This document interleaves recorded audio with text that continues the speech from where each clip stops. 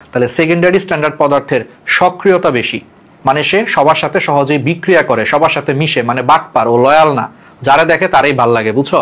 তাহলে ও সেকেন্ডারি, সতে সক্রিয়, মানে সে সবার সাথে বিক্রিয়া করে, মানে সবাইকে তার ভালো লাগে, মানে ও বাটপার ও লয়াল না, ও যারা দেখে তারাই ভাল লাগে, সবার সাথে বিক্রিয়া করে। তাহলে যেহেতু সে সবার সাথে বিক্রিয়া করে বা সবার সাথেই মিশে, তাইলে ওরে তুমি কখনো বিশুদ্ধ অবস্থায় পাবা না, ওরে তুমি সিঙ্গেল অবস্থায় পাবা না, ঠিক আছে?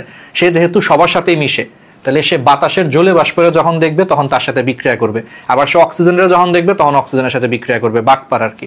তারপরে দেখো, সে যেহেতু সবার সাথেই মিশে, বিক্রিয়া করে সবার সাথে, তাহলে ওজন নেওয়ার সময় সে নিক্তির সাথেও বিক্রিয়া করবে, ফলে নিক্তিকে ক্ষয় করে ফেলবে। আবার যেহেতু সে ডিসলয়াল, বাটপার, চিটার বাটপার, তাহলে ওরে যখন তুমি, ঠিক আছে, ঘনমাত্রা তৈরি করবা, সেকেন্ডারি স্ট্যান্ডার্ড পদার্থ দিয়ে যখন ঘনমাত্রা তৈরি করবা, সে ওই দ্রবণে থাকা অবস্থায় বিক্রিয়া টিক্রিয়া করে ফেলবে, ফলে সে পরিবর্তন হয়ে যাবে। এই জন্য ওর দ্রবণের ঘনমাত্রাও সময়ের সাথে সাথে পরিবর্তন হয়ে যায়। এটা হচ্ছে সেকেন্ডারি স্ট্যান্ডার্ড পদার্থের বৈশিষ্ট্য। তাহলে সতে সেকেন্ডারি, সতে সক্রিয়, মানে সে অনেক সক্রিয় হয়, সবার সাথে বিক্রিয়া করে, মানে সে স্টেবল না, সে যারা দেখে তারাই ভাল লাগে, অর্থাৎ সে সিঙ্গেল থাকে না, বুঝছো? লয়াল না আসলে। এই জন্য সে সিঙ্গেল থাকে না, মানে বিশুদ্ধ অবস্থায় থাকে না, সে যার সাথে দেখে তার সাথে বিক্রিয়া করে ফেলে, এই জন্য তাকে বিশুদ্ধ অবস্থায় পাবা না। সে জলে বাষ্প দেখলে আজকে জলে বাষ্পের সাথে বিক্রিয়া করবে, কালকে সে অক্সিজেনের সাথে বিক্রিয়া করবে। তারপরে ওজন নেওয়ার সময় সে নিক্তির সাথে, নিক্তিরে দেখছে, নিক্তির সাথে সে বিক্রিয়া করে ফেলবে, ফলে নিক্তিকে ক্ষয় করে ফেলবে।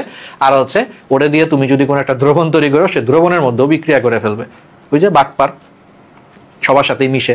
এই জন্য আলটিমেটলি ওর ঘনমাত্রাও সময়ের সাথে পরিবর্তন হয়। তাহলে তোমার আশেপাশে এরকম সেকেন্ডারি স্ট্যান্ডার্ড পদার্থ, বাটপার বা ডিসলয়াল টাইপের বন্ধুদেরকে তোমরা কি করবা? মেনশন করবা কমেন্টে, ঠিক আছে? তোমার পরিচিত বন্ধুদেরকে কমেন্টে মেনশন করো। তাহলে দেখছো মজায় মজায় আমরা কি করে ফেললাম, একটা দুর্দান্ত জিনিস শিখে ফেললাম, সেকেন্ডারি স্ট্যান্ডার্ড পদার্থ উইথ লজিক। লজিকও পড়াইছি, সাথে ফানও করছি, যেভাবে তুমি এখন নাও জিনিসটারে। আর এবার আসো এক্সাম্পল হচ্ছে সেকেন্ডারি স্ট্যান্ডার্ড পদার্থ। তাহলে মাত্র কি বললাম? সতে সেকেন্ডারি, সতে সক্রিয়। তাহলে সেকেন্ডারি স্ট্যান্ডার্ড পদার্থগুলো হচ্ছে সক্রিয়। তাহলে দুনিয়াতে যত তীব্র অ্যাসিড, তীব্র ক্ষার বা তীব্র জারক পদার্থ বা তীব্র বিজারক পদার্থ আছে, এগুলো হচ্ছে সক্রিয়, এগুলো হচ্ছে সেকেন্ডারি স্ট্যান্ডার্ড পদার্থ।